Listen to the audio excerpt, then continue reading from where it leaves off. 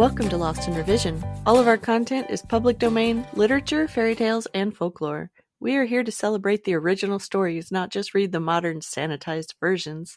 We post short segments of stories daily and monthly full episodes where we read and discuss popular classics. Come and find us on Patreon to listen to the full chapters early and without interruption. Our goal is to at least break even to cover our expenses, so any support that you can offer to help us reach that goal helps keep this podcast going and you entertained. All of our music is by Nathan Hubble and is used with his permission. Thanks, and enjoy the show. Chapter 20. The Dainty China Country. Part 2. There! Cried the milkmaid angrily. See what you have done! My cow has broken her leg, and I must take her to the mender's shop and have it glued on again. What do you mean by coming here and frightening my cow? I'm very sorry, returned Dorothy. Please forgive us. But the pretty milkmaid was much too vexed to make any answer.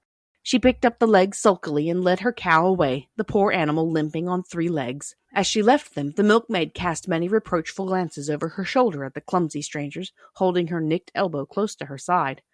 Dorothy was quite grieved at this mishap. "We must be very careful here," said the kind-hearted woodman, "or we may hurt these pretty little people so they will never get over it." A little farther on, Dorothy met a most beautifully dressed young princess, who stopped short as she saw the strangers and started to run away. Dorothy wanted to see more of the princess, so she ran after her, but the China girl cried out, "Don't chase me! Don't chase me!" She had such a frightened little voice that Dorothy stopped and said, "Why not?"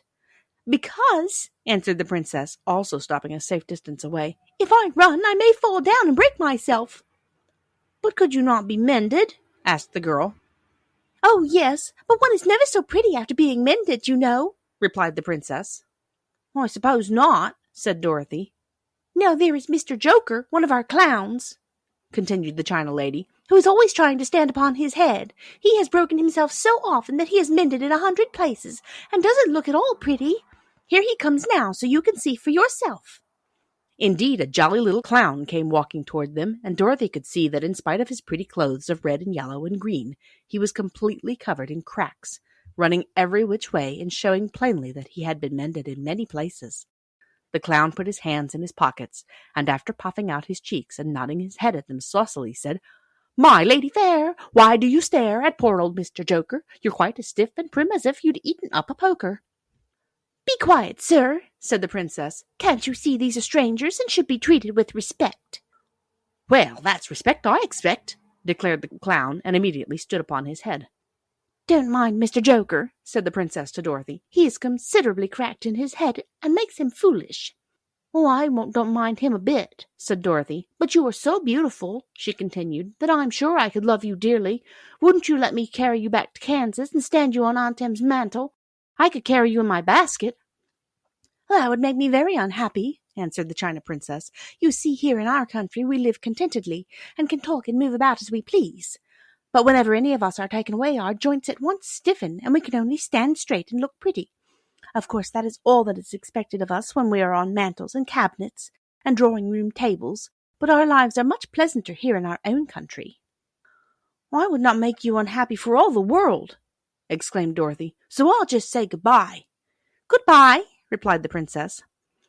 They walked carefully through the China country. The little animals and all the people scampered out of their way, fearing the strangers would break them, and after an hour or so, the travelers reached the other side of the country and came to another China wall. It was not so high as the first, however, and by standing upon the lion's back, they all managed to scramble to the top. Then the lion gathered his legs under him and jumped on the wall, but just as he jumped, he upset a china church with his tail and smashed it all to pieces. "That was too bad," said Dorothy, "but really I think we're lucky in not doing these little people more harm than breaking a cow's leg in a church. They are all so brittle."